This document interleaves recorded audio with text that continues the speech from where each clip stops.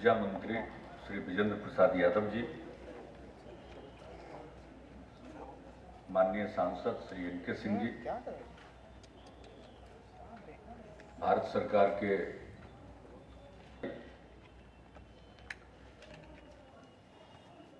Central electricity regulatory commission के chairman IPPAI के साथ मिलकर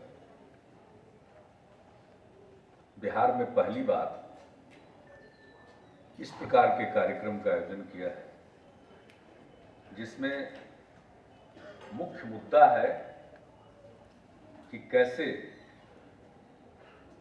बिहार में बिजली की उपलब्धता को, ऊर्जा की उपलब्धता को बढ़ाया जा सकता है। हम कैसे पूरे बिहार को ऊर्जान्वित करें और ऊर्जा क्षेत्र की जो विभिन्न समस्याएं हैं, सब पर आज इन्होंने विशेषज्ञों को बुलाया है। अपने अपने क्षेत्र के जो माहिर लोग हैं, उन सब लोगों को बुलाया है यहाँ, और आज दिन भर अलग अलग अवयवों पर ये चर्चा करेंगे। आमतौर पर लोग सोचते हैं कि कोई रेगुलेटर है तो बिजली का दर निर्धारित कर देंगे, और रेगुलेटर के साथ सबसे खास बात होती है कि वो दिखते नहीं। दिखता तो सामने बिजली बोर्ड है या सरकार। अब अगर कोई दर बढ़ेगा तो सरकार के खिलाफ बयान होगा, बिजली बोर्ड, कुछ लोग बिजली बोर्ड पर बोलेंगे, ज्यादातर लोग सरकार पर। सरचार्ज होगा तो उसी पर बोलेंगे। तो रेगुलेटर कहीं दिखते नहीं। लेकिन मुझे खुशी है कि हमारे रेगुलेटर ऐसे हैं जो न सिर्फ दिखते हैं, बल्कि यहां इतने लोगों को इन्होंने इकट्ठा किया है। मैं इसके लिए भी बताऊं, और हमारे काडर के IAS पदाधिकारी रहे हैं, भारत सरकार के सचिव पद को सुशोभित कर चुके हैं, और मुझे खुशी है कि इस तरह का प्रयास जो इन्होंने शुरू किया है, इसका कुछ परिणाम आएगा। अब जब ऊर्जा के क्षेत्र के इतने लोग यहाँ इकट्ठा हो रहे हैं, तो आपका इकट्ठा होना ही इस बात का प्रमाण है कि हमारी समस्याएं हल हो। हमारी क्या दिक्कतें हैं आप सब जानते हैं। अभी मंत्री जी ने भी कहा, बहुत सारी बातों का जिक्र हो गया, मैं उन बातों को नहीं दोहराना चाहता। बिहार तो बहुत पीछे है, और हम लोगों का लक्ष्य है कि बिहार में भी ऊर्जा की उपलब्धता को बढ़ाएंगे। इसके लिए जो भी करना है वो हम करना चाहते हैं, और हर क्षेत्र में, चाहे वो जनरेशन का क्षेत्र हो, ट्रांसमिशन हो, डिस्ट्रीब्यूशन हो, हर क्षेत्र में हमारी सरकार ने इनिशिएटिव लिया।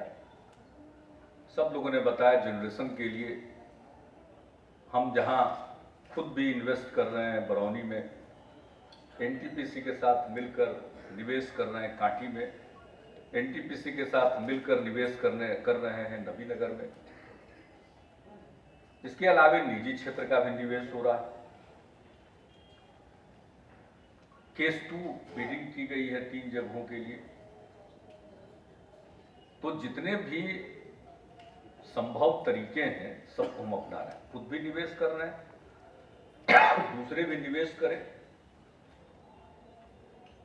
उसका उपाय कर रहे हैं। लेकिन ऊर्जा का जनित्रीकरण, उत्पादन एक ऐसा विषय है जिसमें कुछ समय लगता है। लेकिन अब बिहार में एक खास बात हुई है, वो यहाँ के सब ट्रांसमिशन सिस्टम में, डिस्ट्रीब्यूशन सिस्टम में पहले की तुलना में सुधार आया। एक जमाने से हम केंद्रीय कोटा की बिजली पर निर्भर हैं, लेकिन पहले जो 900 मेगावाट, 1000 मेगावाट मिलता था, बिहार उसको भी खपत करने की स्थिति में नहीं। तो हमने ट्रांसमिशन, सब ट्रांसमिशन, डिस्ट्रीब्यूशन के क्षेत्र में जो कार्यक्रम चलाए हैं, उसका परिणाम ये निकला है कि आज 3338 मेगावाट की वितरण क्षमता हमारी विकसित हुई। और 2012 तक ये 4640 मेगावाट की क्षमता हो जाएगी। अब क्षमता का सृजन हम करते जा रहे हैं, लेकिन बिजली की उपलब्धता है नहीं। इसलिए इन दिनों तो थोड़ा पानी पड़ गया है। अगर आप गर्मी के दिन में यहाँ आते और पंजार साहब अगर ये कॉन्फ्रेंस गर्मी के दिन में रहते तो उसी दिन आप देखते कितनी जगह मेरा पुतला जल रहा है बिजली के लिए। हम कभी कभी कहते हैं कि अगर मेरा पुतला जला देने से बिजली उपलब्ध हो जाए तो इससे तो आसान कोई बात ही नहीं हो सकती। पुआल का खर्चा सरकार वहन करेगी, लाखों की संख्या में पुतला जलाएगी। और ये बात हम इस प्रकार के कॉन्फ्रेंस में या प्रेस प्रतिनिधियों के साथ बातचीत में नहीं, हम जनसभाओं में कहते हैं खुलेआम। हमें क्या छिपाना भाई, जो स्थिति थी सबके सामने, हम तो इसके आगे बढ़ने की कोशिश कर रहे हैं, लेकिन हम चाह जाएंगे तो वो काम हम बढ़े लेंगे। अब नबीनगर में तो हम बिल्कुल तेजी से काम करना चाहते हैं एनटीपीसी के साथ मिलकर के। अब जब जमीन का अधिग्रहण होगा तो मुआवजे का प्रश्न आएगा, कई तरह की बातें आएंगी। सरकारी जमीन भी पर कब्जा किए रहते हैं, उसका भी दावा होता है। तो उन इश्यूज को रिजॉल्व करना पड़ता है और वो कर रहे हैं। अब कहने वाले कह देंगे कि भाई यहां तो 1 मेगावाट बिजली नहीं। जब जिस दिन हमने पहली बार कार्यभार संभाला था 24 नवंबर 2005 को, तो बिहार का अपना बिजली का जनरेशन शून्य था। जान लीजिए, आप लोग देश भर से आए हुए लोग, ऐसा कोई शायद ही कोई राज्य हो। वहां से यात्रा शुरू हुई है। अब ये शाही जी बैठे हुए एनर्जी सेक्रेटरी थे, कांटी का मामला अटका हुआ था, इन्होंने जो कहा हमने वही कर दिया, लेकिन फिर भी कांटी का काम पूरा नहीं हुआ। एनटीपीसी को करना। अभी हमारे मंत्री जी बरौनी के संदर्भ में वेल की चर्चा कर रहे थे, तो अपने पास तो निर्णय लेने का अधिकार है, लेकिन उसके क्रियान्वयन पर जोर लगाते रहिए, हम यही कर सकते हैं।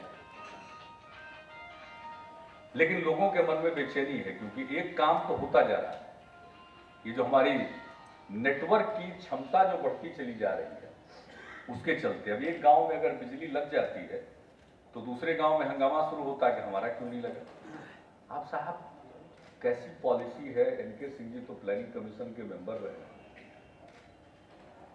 आरबी शाही जी ऊर्जा सचिव थे, राजीव गांधी ग्रामीण विद्युतीकरण मिशन, जिस दिन से हमने काम संभाला है उस दिन से प्रधानमंत्री जी से लेकर जो भी एनर्जी पावर मिनिस्टर होते हैं दिल्ली में, हम जाकर ये बात करते हैं प्लानिंग कमीशन सबसे। अब ये कोई बात है कि एक रेवेन्यू विलेज आप जोड़ रहे हैं, सारे हैबिटेशन को नहीं जोड़ रहे हैं, रेवेन्यू विलेज को जोड़ते हैं। एक रेवेन्यू विलेज में अगर बिजली लगाने जाइए तो बाकी का जो हैबिटेशन है उसमें हंगामा शुरू होता है कि हमारा क्यों नहीं लगे, लेकिन स्कीम ही कहती है रेवेन्यू विलेज। और दूसरा, किसी गांव में 10 बीपीएल परिवार को कनेक्शन दे दिया, गांव का विद्युतीकरण हो गया, और ट्रांसफार्मर कैसा, तो 16 केवीए का और 25 केवीए का। न जाने कितनी नेशनल लेवल की मीटिंग में हमने समझाया है कि ये ट्रांसफार्मर नहीं होता है जैसे घर घर में लोग म्यूनिसिपल सप्लाई का पानी होता है उसको खींच करके अपना ज्यादा ड्रॉ करने के चक्कर में टुल्लू पंप लगा, ये टुल्लू ट्रांसफार्मर 16 केवीए 25 केवीए, क्या ट्रांसफार्मर का मतलब है डिस्ट्रीब्यूशन ट्रांसफार्मर। 10 आदमी को कनेक्शन, आप समझ रहे हैं कि हमने विद्युतीकरण कर दिया। हम रोज जाते हैं दिल्ली, जब भी जाते हैं लिखते हैं, समझाते हैं, लेकिन हमको वापसी चिट्ठी आती है कि साहब आपके इतने गांव में नहीं हुआ। खैर अब उनकी भी समस्या देखें। 12th 5 ईयर प्लान में अगर ये योजना जारी रहती है तो मॉडिफाइड रूप में जारी रखा जाए इसको। ये फिर धोखा है, और ये किसी और को नहीं दे रहे। देश में जो नीति निर्धारक हैं वो अपने आप को धोखा दे रहे हैं। ये कितने दिन चलेगा? हमारे यहाँ तो एक तरफ आप ट्रांसफार्मर लगा रहे हैं, दूसरी तरफ चल रहा, उसका फायदा क्या है? 63 या 100 केवीए का ट्रांसफार्मर आप नहीं लगाइएगा तो उसका क्या मतलब है? कौन बर्दाश्त करेगा कि सिर्फ 10 आदमी को बिजली हो और बाकी को बिजली नहीं हो? लोग लेंगे, आप नहीं दीजिएगा तो टोका फंसा करके बिजली लेंगे और ट्रांसफार्मर जल जाएगा। और कहां कहां आप पुलिस रखिए और कितनों को पकड़ के बंद कीजिएगा, कितनों पर ट्रायल कराइए, कितनों को सजा दिलाइए। ये सब हम अव्यावहारिक बात कर रहे हैं। इसलिए नीतियां ऐसी बननी चाहिए जो सबसे पहले तो हम कोई स्कीम बनाए तो जरूरत का वास्तविक आकलन करें, और जब जरूरत का वास्तविक आकलन करेंगे तो हम बनाएंगे। 5 साल के बजाय हम 10 साल में उसको पूरा करेंगे, लेकिन ठोस योजना बनेगी और उसका क्रियान्वयन होगा। तो हर एक चीज में, जैसा हमने बताया, नेटवर्क में कुछ सुधार हो रहा है तो बेचैनी भी बढ़ रही है और दूसरी तरफ प्रयास भी चल रहा है। अब हमारे यहां तो बहुत जमाने से जो जितने भी कंडक्टर्स थे बदले नहीं गए। अब आए दिन जरा सा तेज हवा का झोंका आया, कंडक्टर गिर गया, खेत में कोई काम कर रहा है या बाहर कोई काम कर रहा, कोई बिजली का तार गिरने के कारण उसकी मृत्यु हो जाती। इलेक्ट्रिसिटी बोर्ड में पहले कोई बिहार में था ही नहीं कि कोई आपकी गलती से कोई मर जाता है तो उसको कंपनसेशन भी देना। ये हमने करवाया शुरू कि ये तो देना होगा साहब आपको, तार आपका था, जर्जर तार है, झूल रहा है, हवा के झोंके में गिर गया, नीचे चलने वाले का कसूर नहीं है, उसके सिर पर गिरा, वो काल कवलित हो गया, तो कौन देगा उनको? तो ये सारी बातें भी नहीं थी हो रही। 72,000 किलोमीटर हमारे यहाँ जर्जर तार को बदलने के लिए राज्य सरकार की तरफ से हमने योजना बना दी और बिजली बोर्ड को कहा करना तो चाहते, 3-4 साल लगेगा, सारे जर्जर तार बदल दिए जाएंगे। ट्रांसफार्मर जल जाता है तो उसको बदलने में भारी गड़बड़ी होती थी, तो हम लोगों ने कहा कि आप तय कर लीजिए कितने ट्रांसफार्मर्स की जरूरत आपको बनेगी, आप इन्वेंट्री मेंटेन कीजिए और एक निश्चित समय के अंदर आप ट्रांसफार्मर बदल दिया करें। क्योंकि होता क्या है कि अगर डिमांड ज्यादा है और सप्लाई कम है तो करप्शन को आना ही है। अगर जला हुआ 100 ट्रांसफार्मर है और आप दे रहे हैं 10, तो 10 ट्रांसफार्मर को इशू करने में तो कोई ना कोई तो पैसा कमा ही लेगा। तो ये नहीं होना चाहिए, जितना जले उससे ज्यादा हमारे पास इन्वेंट्री में ट्रांसफार्मर रहेगा तो जलेगा तो तुरंत लगेगा। अगर नहीं लगा रहा है तो उसको आप पकड़ करके उस पर कार्रवाई कर सकते हैं। तो मैंने इसकी चर्चा इसलिए की, चाहे डिस्ट्रीब्यूशन ट्रांसफार्मर हो या जर्जर तार हो या डिस्ट्रीब्यूशन नेटवर्क हो, ट्रांसमिशन सिस्टम हो, सब ट्रांसमिशन सिस्टम हो या जनरेशन हो, सब चीजों पर। और ये तो हो गई साहब थर्मल का, हम हाइडल पर भी जोर दे रहे हैं। Non conventional energy, solar energy हो, बायोमास हो, कुछ भी हो, जिस तरह से भी जो भी उपलब्ध टेक्नोलॉजी हो, हम लोगों ने पॉलिसी बना दी और सब पर ध्यान दे रहे हैं। लेकिन समस्या क्या है कि अभी हमको लगा कि देव साहब बोल रहे थे, उनको जानकारी मिली कि साहब ये जो बायोमास से बिजली पैदा की जा रही है उसको लोग 7 रुपये यूनिट, 8 रुपये यूनिट भी खरीद रहे हैं। लोग तो खरीदते ही। जहां बिजली नहीं रहती है शाम में, वहां लोकल कस्बों में, बाजारों में लोग जेन सेट रखते हैं और वो एक से बिजली सब जगह देते हैं। वो पैसा नहीं देता है क्या? वो तो देता ही है। लेकिन जो सरकार या बिजली बोर्ड के द्वारा बिजली दी जाती है उसमें चाहिए वो सस्ता मिले। वो है एक मानसिकता। इसको आप बिजली के सचिव रहे महाराष्ट्र, वैसा थोड़ी है कि महाराष्ट्र थोड़ा बेटर होगा, लेकिन मानसिकता तो कमोबेश हम सब हिंदुस्तानी है, सबकी एक ही समान है। और हम समझते हैं ये आदमी की मानसिकता है। अगर आपके पास ऑप्शन रहे कि सरकार सस्ता दे सकती है तो कोई महंगा नहीं लेना चाहेगा। तो ये जो समस्याएं हैं, अब आपने कहा एक और समस्या है, वो है बिल्कुल सामाजिक समस्या या उसे कह लीजिए मनोवैज्ञानिक समस्या।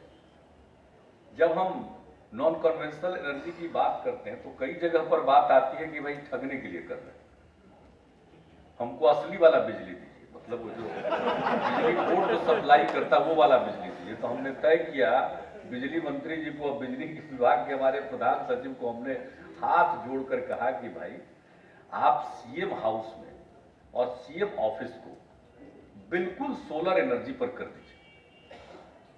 हमारा सोलर एनर्जी पर समूचा रहेगा सिस्टम पावर का, और इसको लोग देखेंगे। जब मुख्यमंत्री रहने लगेगा सोलर एनर्जी में और वो सोलर एनर्जी का ही इस्तेमाल होगा उसके यहां, तब धीरे धीरे लोगों को लगेगा कि ठगने वाली बिजली नहीं है, ये भी बिजली है, ये भी ऊर्जा है, और ये अक्षय ऊर्जा है। जब तक सूरज है तब तक है।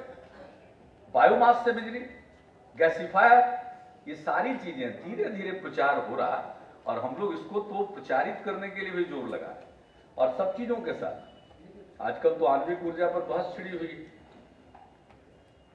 और खास करके जापान के बाद तो और लोग डरते हैं, लेकिन हम लोगों ने रजौली में एटॉमिक एनर्जी के लिए भी भारत सरकार से लिखा, लोग आकर देख गए, लेकिन बीच में फिर देखा कि कोई उस पर हरकत नहीं हो रही। अभी हाल में अखबार में देखा कि वहां के बारे में फिर भारत सरकार गौर कर रही है कि वहां पर एटॉमिक पावर के बारे में सोचेंगे। जब भी आए तो हर तरह से ऊर्जा आए, और ऊर्जा के बिना तो विकास होगा नहीं।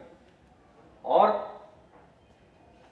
हर आदमी को लगता, आपने कहा कि लोगों ने कहा कि भाई आजादी हमें आज मिली, तो पहचान हो गई। अब कोई नहीं रहना चाहता है अंधेरे में, और क्यों रहना चाहे, कोई नहीं रहना चाहता। और यहां तो हमारे यहां तो एक से एक एंटरप्रेन्योर है साहब। बाढ़ में जब गांव से लोग बाहर जाते हैं और बांध पर रहते हैं, तो बांध पर जब रहते हैं तो रिलीफ बंटता है, साथ साथ हम लोग एनर्जी के लिए किरासन तेल भी बांटते हैं। तो कई इतने एंटरप्रेन्योर होते हैं बिहार में, लोकल एंटरप्रेन्योर, कि वो अपना आराम से बैलगाड़ी पर जनरेटर सेट लगा करके बांध पर भी बिजली सप्लाई कर देते हैं, और उसके बदले में किरासन तेल ले लेते हैं। तो तरह तरह के एंटरप्रेन्योर है, ऐसा एंटरप्रेन्योरशिप की कमी नहीं है हमारे यहाँ, तो अद्भुत है। जरूरत है इस बात की कि हम अच्छे पॉलिसी के जरिए और एक एक चीज के बारे में अच्छा प्रचार। तो आज जो ये आप कार्यक्रम कर रहे हैं बहुत अच्छा, और मुझको बहुत ज्यादा खुशी है कि नेशनल रेगुलेटर भी आए हुए हैं, और हमारे नॉन कन्वेंशनल और रिन्यूएबल एनर्जी मिनिस्ट्री के सेक्रेटरी भी आए हुए हैं। सब लोग जो आए हुए हैं, इसका एक अच्छा माहौल बनेगा, वातावरण बनेगा, हर चीजों के बारे में जानकारी मिलेगी। और आईपीपी एआई के द्वारा भी एक प्रेजेंटेशन दिया गया है। भाई हम तो बहुत छूट दे रहे हैं, लेकिन छूट देने की हमारी जितनी शक्ति है हम उतना ही दे सकेंगे। हमने आपका प्रेजेंटेशन देखा, जो भी हमसे संभव है उतनी रियायत हम देने को तैयार हैं।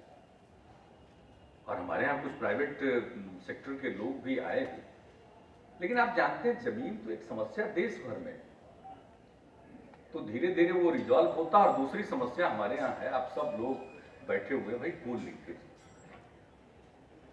अब वो कोल लिंकेज बिहार को मिलता, हमारे तो अभी अपने जो सरकार लगाने जा रही है बरौनी में, उसका भी कोल लिंकेज फाइनलाइज नहीं हुआ, जैसा हमको डिपार्टमेंट ने बताया।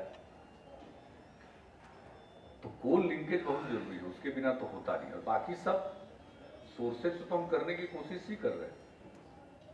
अब ये जो गन्ना पर आधारित जो उद्योग है, तो हमारे बहुत प्रस्ताव आया था एथेनॉल का। खैर भारत सरकार ने पॉलिसी बना दी, ऐसा ऑर्डर निकल गया, हमने कानून में संशोधन किया कि एथेनॉल बनाया जा सकता है।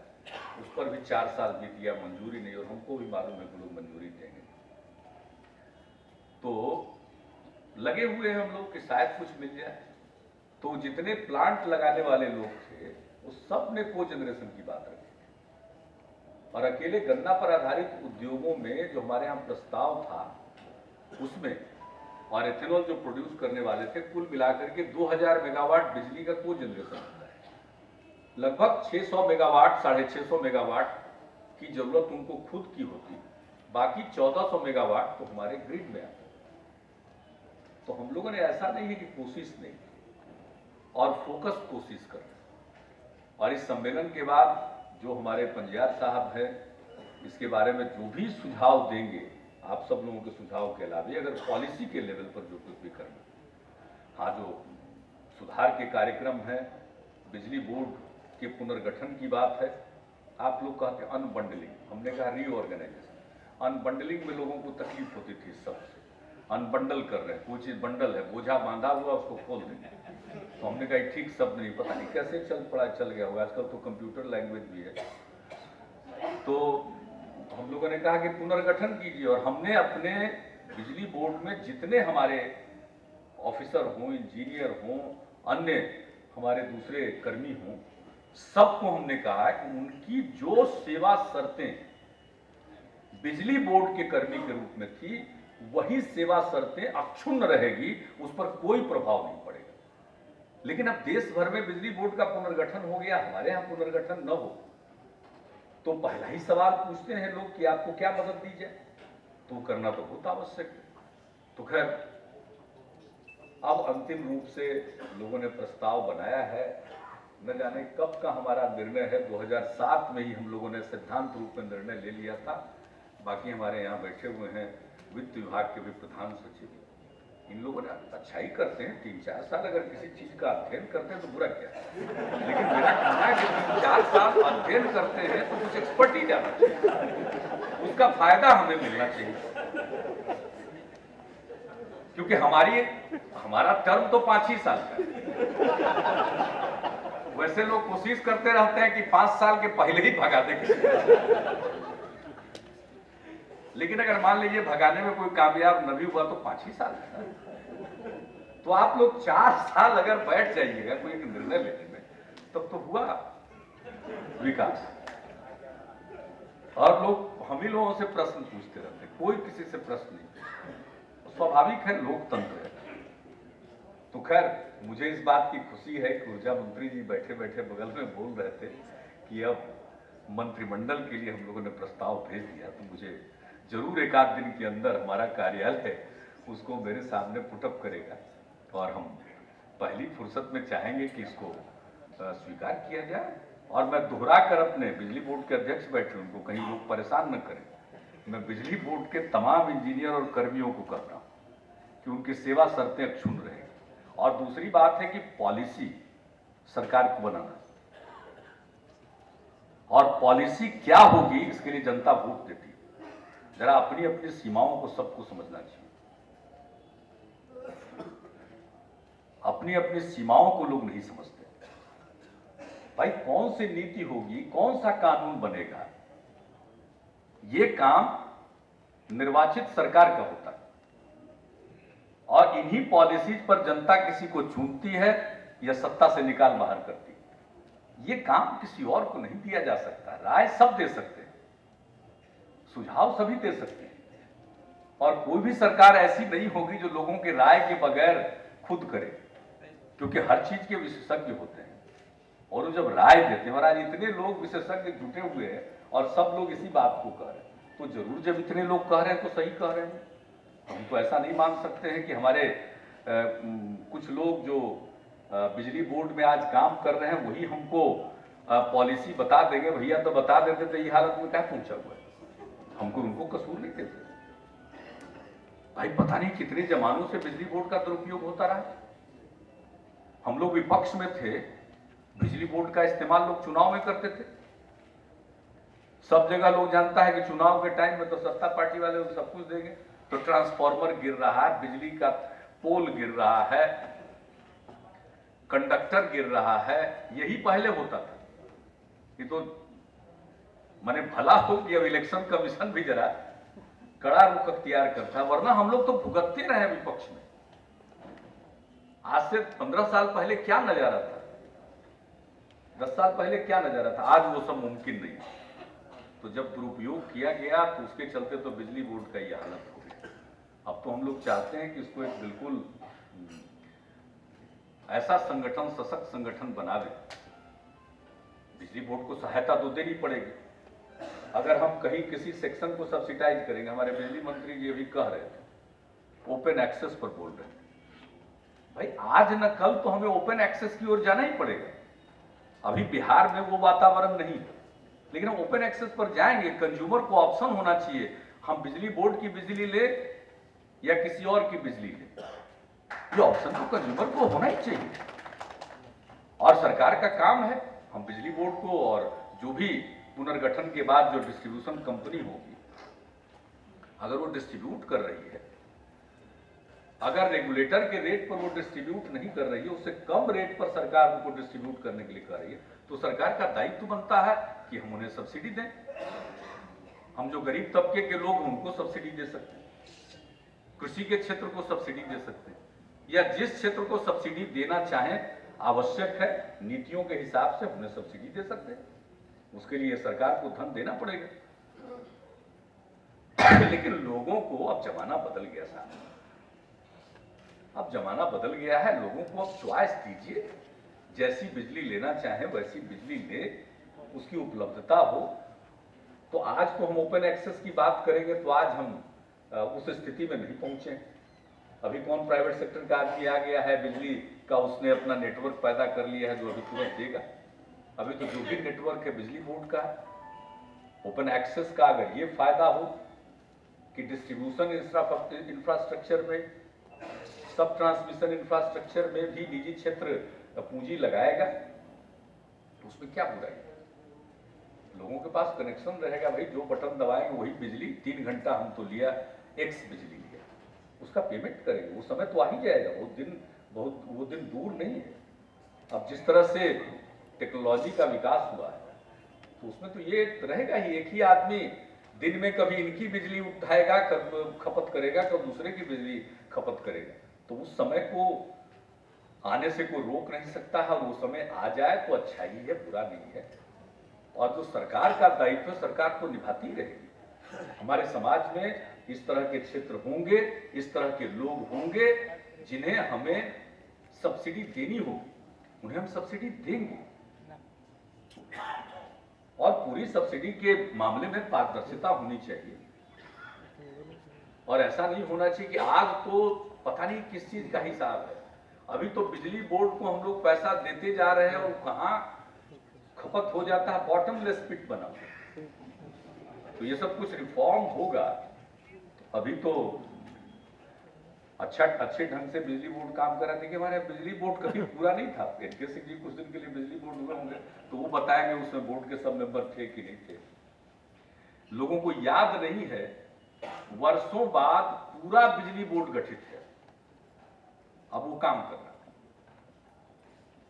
और मुझे पूरा विश्वास है कि एक व्यवस्था जो लगभग ध्वस्त हो चुकी थी, उसको रिवाइव करना कितना कठिन काम।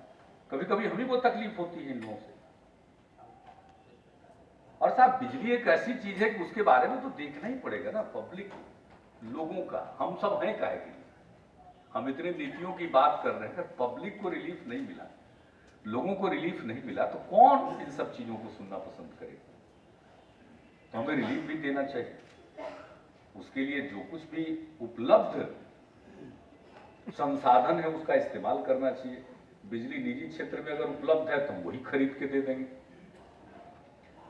और बिहार के साथ जो हो रहा है, अब वो हमको बताने की जरूरत नहीं है, तो अपने ही हैं दीपक गुप्ता जी, इनको क्या सुनाएंगे? ये कहेंगे भी तो कह देंगे कि भाई तुम तो बिहारी झारखंड के हो, तुमको क्या कहना है। कितना लोग सुनेंगे, कितना लोग नहीं सुनेंगे, हमको नहीं मालूम है। लेकिन जरूरत इस बात की है कि भाई बिहार को जब केंद्रीय कोटा की बिजली मिल रही है, तो वो सिर्फ वैसे पावर प्लांट से ही क्यों मिलती है जिसके बारे में मालूम है कि साहब इसको गर्मी के दिन में बंद हो ही जाना। पता नहीं क्या नेक्सस है।